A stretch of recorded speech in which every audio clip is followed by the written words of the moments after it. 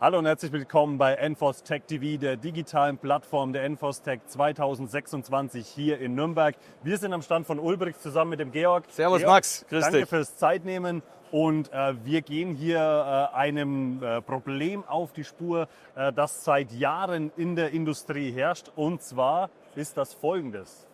Ja, die Streifenpolizei ist geschützt, aber noch nicht gut genug geschützt. Nämlich vollends sozusagen. Noch nicht vollends, nämlich nicht gegen Langwaffenbeschuss. Wie sind sie denn aktuell geschützt? Naja, die haben super Helme, natürlich, von uns Ulbrichts. Hier steht so ein Exemplar, sind geschützt gegen Kurzwaffe, und zwar effektiv. Das heißt nicht nur die Kugel stoppen, sondern auch das Trauma aufzuhalten, damit man nicht durch die Energie tödlich verletzt wird. Also das heißt, durch Schussbelastung des Helmes wird sich der Helm nicht so verformen, beziehungsweise insoweit die Kugel stoppen, um ein Trauma am Schädel und am Knochen zu verhindern. Die Munition hat eine Energie von über 700 Joule, ja, eine Kurzwaffe. Und damit man nicht nur durch die Kugel nicht durchlöchert wird, sondern auch nicht erschlagen wird, muss der Helm die Energie aufnehmen. Unsere Helme haben Titan innen drin, das gilt auch für die neuesten. Und die können die Energie richtig absorbieren und deswegen kann man dadurch überleben. Das heißt jetzt rein faktisch, wo ist bei dem aktuellen Standardhelm Schluss? Kalibertechnisch ist das Kurzwaffe, also das ist die 9 mm Maschinenpistole mit 415 Meter pro Sekunde oder auch VPAM 3 genannt. Ja. Verschiedene Helme können sogar VPAM 4 auch stoppen, das ist die 44er Magnum und die 357er Magnum. Aber mit einer einzigen Ausnahme in Deutschland und einer zweiten halben Ausnahme können die Helme nur gegen Kurzwaffe schützen. So, jetzt meine Frage ist, müssen denn Streifenpolizisten mehr geschützt werden? Was hat sich denn in den letzten Jahren verändert, um da nachlegen zu müssen? Naja, also zunächst einmal hat sich die Bedrohung so sehr nicht geändert, sondern es gab einfach die Erfindung nicht dazu, um ausreichend zu schützen. Also das Bedürfnis existiert praktisch schon wesentlich länger als... Das Bedürfnis besteht seit Jahrzehnten, ja, dass der Polizist nicht nur gegen Kurzwaffe, sondern gegen Langwaffe geschützt wird. Ja, wir haben Statistiken erstellen lassen. Die Bedrohung durch Beschusswaffen an sich liegt inzwischen bei 9.400 Fällen pro Jahr. Das ist ein Fall pro Stunde in Deutschland.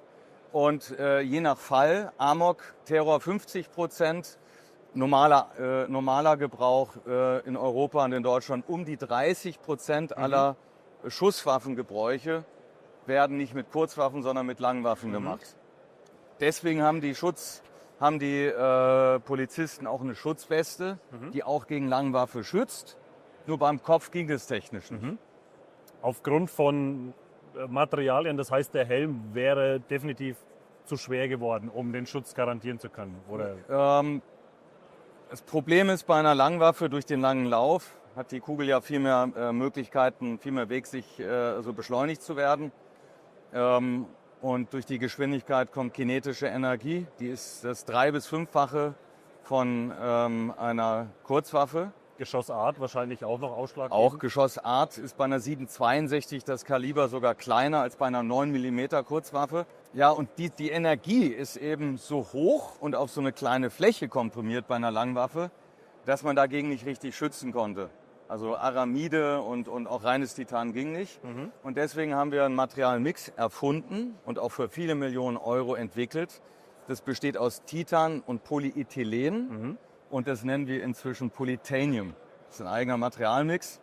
Und in dieser Kombination können wir Langwaffen stoppen und auch die Energie abfangen. Und dementsprechend habt ihr dann auch gleich das passende Produkt mit dem neuen Hightech-Material hergestellt, sozusagen. Und das haben wir jetzt, das ist heute auf der NFOS Tech 2026, haben wir das heute auch präsentiert und veröffentlicht. Du darfst es ruhig beim Namen nennen, du hast es eine Weltneuheit genannt. Ich habe es eine Weltneuheit genannt. Und das ist definitiv eine Weltneuheit. Absolut, danke Max. Und es ist auch so, wir sind manchmal bescheidener, man muss auch mal tue Gutes und sprich drüber. Das ist eine absolute Weltneuheit, weil wir es geschafft haben, eben mit diesem Helm der hier ist, mit dem gleichen Gewicht wie bisherige First Responder Helme von ungefähr 2,2 Kilogramm, einen Helm zu machen, der gegen Langwaffe schützt, heißt stoppen und unter 25 Joule. Und das ist eine absolute Weltneuheit. Und darum geht's. Also du hast es schon angesprochen im Vorgespräch, dreifacher Schutz oder also wir sind bei einer dreifachen höheren Schutzklasse als beim standardisierten Helm oder bei dem. Und das für das gleiche Gewicht. Und das fürs gleiche Also, Gewicht. danke. Das ist die Quintessenz. Ja, also aus der absolut. ganzen 3- bis 5-facher Schutz bei gleichem Gewicht. Das Und- waren also viele lange Nächte und Monate der Entwicklung. Mit Sicherheit. Und natürlich wahrscheinlich dann auch selber gleichbleibende Features und Adaptilität, was den Zubehör betrifft. Na, wir haben es sogar auch hier weiterentwickert. Also unser In-Helm-System, was schon recht bekannt war, weil es den Helm gut zentriert und deswegen auch komfortabler macht, haben wir neu entwickelt. Haben keine Löcher mehr im Helm. Das heißt, die Schutzfläche ist nochmal um 30% geschlossen dann? größer geworden und der Tragekomfort ist besser. Und die ganzen anderen Gimmicks mit Rail und Shroud und Nachtsichtadapter Schild etc. und Visier, Plug-and-Play-Adaptern ist alles das gleiche wie bislang.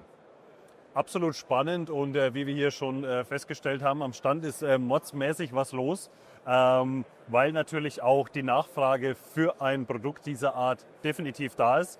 Hier ist der regelrechte Ameisenhaufen und der Georg muss auch direkt weg zu den anstehenden Verkaufsgesprächen, weil einfach das Ding hier megamäßig gefragt ist. Ich gehe kurz zum nächsten Gesprächspartner und wir schauen uns noch ein anderes Produkt an. Ich bedanke mich beim Georg. Servus Max. Vielen Dank Ja. fürs Zeitnehmen. Danke und euch. Viel Spaß und viel Erfolg bei den Gesprächen und wir sehen uns gleich wieder. Kurzer Personalwechsel. Ich bin jetzt hier mit dem Thomas und wir schauen uns ein weiteres Hightech-Produkt der Firma Ulbrichts an. Thomas, danke Grüß fürs dich. Zeitnehmen. Sowieso. Wie ich schon bereits erwähnt habe, ist bei euch ja die Hölle los am Stand. Gott sei Dank. Aufgrund der Weltneuheit, die ihr heute bzw. auf der Enfostec präsentiert. Aber jetzt zu einem anderen Thema. Ja, unser anderes Thema ist eigentlich die nächste Weltneuheit, nämlich, dass wir an der Stelle den leichtesten VPAM HVN 2009 Prüfstufe 3 Helm haben. Warum betone ich genau diese Formulierung? Der Lacher ist ganz berechtigt, weil viele im Endeffekt noch immer verwechseln, dass die VPAM in ihrer Darstellung, wenn ich nur über VPAM 3 spreche, eigentlich nur das Kaliber spezifiziert, aber nicht die Prüfmethode. Und nur über diese Formulierung, die HVN 2009, sagt ihr, ich habe einen ballistischen Systemträger, der für alle Spezialeinheiten zum Einsatz kommen kann und auch jetzt fürs Militär zum Einsatz kommen kann. Das heißt, ich habe einen ultraleichten Helm, der aber auf der anderen Seite nicht nur stoppt, wie es viele andere Helme machen, wie die aktuellen Helme, die die Bundeswehr zum Beispiel hat, sondern dass sie auch gegen das kinetische Restenergieübertragungsproblem eine Lösung bieten, nämlich den Traumaschutz. Platten kennt jeder und das größte Problem, das bei der Platte für jeden vorherrschend ist Trauma hat ihn jeder verstanden. Dann geht es um den Kopfschutz. Dann habe ich auf der Brust an der Stelle dann schlussendlich mein Herz, die Brust geschützt gegen Langwaffe. Deswegen haben wir ja auch dann schlussendlich für die Streifenpolizei den Langwaffenschutz jetzt entwickelt. Aber fürs Militär ist es im Endeffekt so, ich brauche was Leichtes am Kopf. Ja. Das darf nichts wiegen, muss aber alles können. Ja, Das ist so der Klassiker. die eierlegende Wollmilchsau. Ich wollte es gerade sagen. Und an der Stelle bringen wir auf der einen Seite den ballistischen Systemträger mit einem echten Stoppen- und Traumaschutz auf den Markt. Unter 25 Joule kinetische Restenergieübertragung. Das heißt, überlebbar. Was ist das? Eine 1 Kilo Kugel aus 2 Meter Höhe sind 20 Joule. Nur um sich das vorzustellen. Das heißt, das kann ich überleben. Willst du aber nicht. Ja, also das ist wirklich auf dem blanken Kopf. Und an der Stelle ist es das Wichtigste.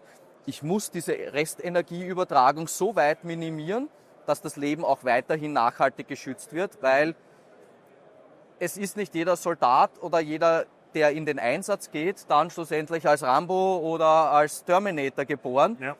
Und wenn ich an der Brust dann mich schütze, dann sollte ich es am Kopf auch machen, weil das Erste, was aus der Deckung kommt, war noch nie die Brust. Nee, selten. Außer im Schlafzimmer. Danke. Und das heißt, Nimm den einmal in die Hand. Der ist wirklich leicht. Also wir sind da, um es bei Daten dann zu belassen, bei ohne das Außensystem einem Gewicht von 1 Kilo. Das hat die Welt noch nicht gesehen, da ist auch niemand, sind aber wiederum in einem Unisize-Prinzip drinnen. Das heißt, ein Helm, ein System, eine Versorgungsnummer für alle Köpfe von 48 bis 64.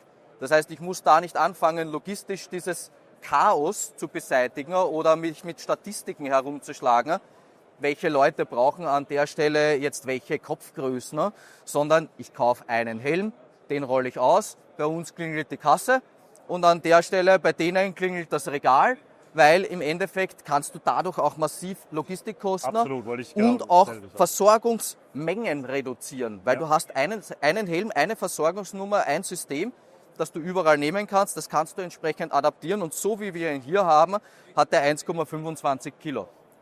Und Wahnsinn. das Also ist echt komplett neu. brutal neu. Das heißt auch, die Railmontagen etc.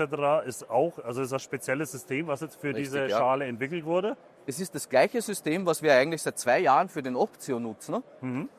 Und das ist, dass wir eine komplett schraubenlose und durchbruchsfreie Darum und geht's. wirklich die vollflächige Durchbruchsfreiheit dann entsprechend darstellen können.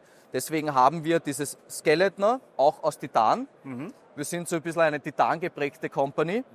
Was nichts Schlimmes ist. Nein, absolut nicht. Der Flieger fliegt im Endeffekt auch mit einem Titan-Skelett. Also dementsprechend ist ja keine schlechte Technologie. Und an der Stelle kombinieren wir das dann mit den besten neuen Materialien, die verfügbar sind. Kombinieren das aber so, dass es adaptiv ist. Das heißt, man kann das Ganze zusammenstoppeln. Und warum liegen diese komischen Platten hier? Das sind unsere Fortis-Stirnschilder und die haben wir in 2 verschiedenen Größen. Einmal vollflächig und man muss sich halt immer die Karten legen, was möchte ich? Möchte ich wenig Gewicht, dann muss ich auf irgendetwas verzichten. Entweder auf Fläche oder auf Schutz. Wenn ich aber dann wiederum variabel unterwegs sein möchte und adaptiv unterwegs bin, dann kann ich durch das Anbringen vorne und hinten als Gegengewicht über die Velcro-Flächen mir hier einen ballistischen Schutz gegen Langwaffen, nämlich bis zur VPAM 8, dann ins Leben rufen. Für jeden, der Für jetzt jeden, nicht damit, den braucht. mit dem Ausdruck jetzt nicht bewandert ist, VPAM 8, das heißt, welche VPAM KI? 8 ist, es gibt die VPAM 6, das ist die Kalaschnikow Weicheisenkern. Und dann gibt es wiederum die Kalaschnikow Hard Steel Core. Okay, Und Hard Steel Core ist im Endeffekt die Armor-Piercing-Munition. also der Endgegner sozusagen. Das ist mehr oder weniger der Endgegner. Und wenn dann wieder Leute kommen und erklären, sehr gerne, ja, aber wenn ich nicht von dem Projektil schlussendlich dann erschlagen werde, bricht es mir ja das Genick, habe ich auch immer eine Standardantwort dafür, nämlich klassischer Fall, wie viele Leute fliegen durch die Wand, wenn sie mit einer Shotgun angeschossen werden? Außer in Hollywood. Wie viele Autos explodieren, wenn man den Tank Dank beschießt? Außer in Hollywood. Das heißt, wir haben da immer die Thematik Energieübertragung. Die Energie, die ankommt, muss irgendwo hin. Das ist ganz klar. Ja. Aber die Energie, die ankommt, ist in Kilogramm-Meter-Sekunden als Momentum auf das Genick abgebildet. Und American Football-Spieler prallen mit 500 Kilogramm-Meter-Sekunden aufeinander. Eine Punkt 50 hat ungefähr an die 150 Kilogramm-Meter-Sekunden. Also bricht es dir das Genick? Nein. Aber was bringt dich um? Die Restenergie. Definitiv. Und wenn ich die nicht im Griff habe, Ja. dann stehen die Leute leider nicht mehr auf. Und genau um das geht's. Wir bieten Schutz, der auf der einen Seite variabel ist, mit dem leichtesten Helm, der am Markt verfügbar ist. Und wenn ich ihn nicht brauche, nehme ich ihn runter und bin wieder leicht und modular unterwegs. Also absolut krasses System, gerade mit dem Thema keine Durchdringung der Schale, also um maximalen Schutz zu gewährleisten. Sind wir denn mit dem System, also du bist auch mit alten Harness-Systemen trotzdem kompatibel mit der neuen Schale sozusagen? Ja, das auf jeden Fall. Also ich sage, die alten Harness-Systeme sind ja im Endeffekt im Inneren und da verwenden wir das Unisize-System, das das gleiche ist, wie wir es beim Optio verwenden. Das heißt, was sehr praktisch ist, wenn es eine Zweihelmstrategie gibt, einen leichten Systemträger zu haben. Ja. Da haben wir jetzt mittlerweile die Antwort, weil wir haben einen ballistischen Systemträger und nicht irgendeinen Bumphelm. Also wenn ich den Helm an der Stelle zum Beispiel gerade jetzt beim Abseilen habe und ich muss durchs Fenster durch, kann ich mir das noch woanders am Körper verstauen, weil natürlich jedes Gewicht auf die Nackenwirbelsäule eine Wirkung hat. Bin ich aber dann in dem Einsatzszenario drinnen und sehe, dass meine Bedrohungslage sich Richtung Langwaffe im Endeffekt verändert, nehme ich das, gebe es mir auf die Stirn und wenn ich es nicht mehr brauche, nehme ich es einfach wieder hinunter. Zurück. Auf jeden Fall. Ja, smart gelöst und vor allem, du hast gerade das Stichwort gebracht, im Prinzip Helme, die im Prinzip nur als oder Zubehörträger fungieren und keinen Schutz bieten. Das kannst du mit so einer Helmkonstruktion, in der Gewichtsklasse, sage ich jetzt mal so, komplett in die Tonne treten, weil wenn ich für dieselbe Gewichtsklasse einen Helm mit vollem Schutz habe, dann brauche ich nicht lange überlegen. Richtig, ja. Sagen wir es anders. Die meisten Helme sind im Endeffekt ballistische Systemträger. Wir haben jetzt einen, der auch dem deutschen Standard entspricht. Darum geht's. Und somit ist es eigentlich eine Kompromisslosigkeit, die ich da an den Tag legen kann. Und das ist halt wirklich etwas, wo man sagen kann, das ist die Antwort, auf die, glaube ich, sehr viele, vor allem SEs, gewartet haben. Das heißt, alle SEKs, die im Endeffekt einen ballistischen Systemträger haben wollen oder brauchen für ihre Einsatzszenarien, die haben hier im Endeffekt dann die richtige Antwort gefunden, weil sie müssen nicht auf den Schutz verzichten, den sie jetzt sonst mit ihren VPAM HVN 2009 Prüfstufe 3 Helmen oder halt mehr dann drinnen haben, sondern sie haben hier auch das gleiche Schutzlevel. Das heißt, da kein Kompromiss. Ich brauche aber auch nicht den Kompromiss gehen, dass ich deswegen mehr Gewicht brauche. Absolut. Und unterm Strich sollte eigentlich die Quintessenz sein, der Schutz der Einsatzkräfte muss kompromisslos sein und deswegen hier lieber nicht sparen und einfach auf Qualität und zuverlässige Produkte setzen. Darum geht's. Kann ich nur zustimmen, das Leben ist unser kostbarstes Gut. Das ist eigentlich auch wirklich das, warum wir jeden Tag unsere Arbeit machen und weiterentwickeln, da unsere Energie hineinstecken für die Leute, die im Endeffekt dann nachher den Kopf für uns in die Schusslinie halten müssen. Genau, darum geht's. Also jede Menge Neuheiten und Weltneuheiten bei der Firma Ulbricht. Ich sage nochmal Danke an den Thomas Bitte für gerne. das brutal gute und für diesen leichten Helm hier, den wir euch zeigen durften. Also Er bleibt aber da. Brutal gut auf jeden Fall. Wenn ihr Fragen zu den gezeigten Produkten habt, dann schreibt es uns in die Kommentare. Wir versuchen das natürlich in Absprache mit dem Hersteller für euch so gut es geht zu beantworten. Wenn euch das Video gefallen hat, lasst auf jeden Fall ein Like da, abonniert den Kanal NFORCE Tech TV und das Allerwichtigste ist, drückt die Glocke, damit ihr immer benachrichtigt werdet, wenn es die neuesten Videos von der NFORCE gibt, auch für die kommenden Jahre. Das war's von uns. Ciao, ciao, bis zum nächsten Video.